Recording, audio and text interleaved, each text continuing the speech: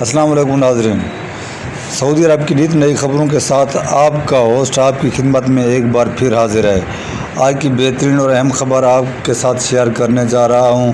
سعودی عرب نے دوستی کا ہاتھ بڑھایا۔ ایک بار پھر پاکستان اور سعودی عرب کی دوستی کی مثال پہلے بھی نہیں ملتی تھی، لیکن کچھ دراڑیں آنے کے بعد اب دوبارہ دوستی کا ایک واضح ثبوت دیا۔ سعودی عرب شاہ سلمان کی جانب سے دوستی کی واضح مثال دی اور شاہ سلمان نے واضح کیا کہ پاکستان اور سعودی عرب کی دوستی تا حیات قائم رہے گی۔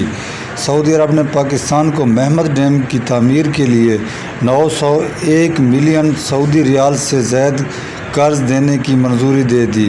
قرض 25 سال کی مدت کے لیے 2% شرح سود پر دیا جائے گا۔ پاکستان میں تعینات سعودی سفیر نواب سعید المالکی نے سعودی فنڈ فار ڈیولپمنٹ کی بورڈ آف ڈائریکٹر کے فیصلے سے پاکستان کے وزیر اقتصادی امور عمر ایوب کو باضابطہ طور پر آگاہ کر دیا ہے۔ سعودی سفیر نے وزارت اقتصادی امور میں وفاقی وزیر عمر ایوب سے ملاقات کی۔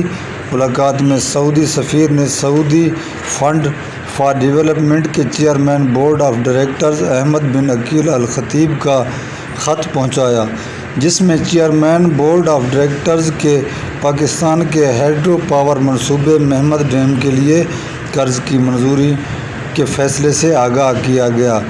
وفاقی وزیر نے سعودی حکومت کا شکریہ ادا کرتے ہوئے کہا کہ حکومت کی ترجیح ہے پن بجلی کے اس منصوبے کو جلد از جلد پایۂ تکمیل تک پہنچایا جائے اور ملک میں سستی بجلی کی فراہمی اور پانی کے ذخائر بن سکیں۔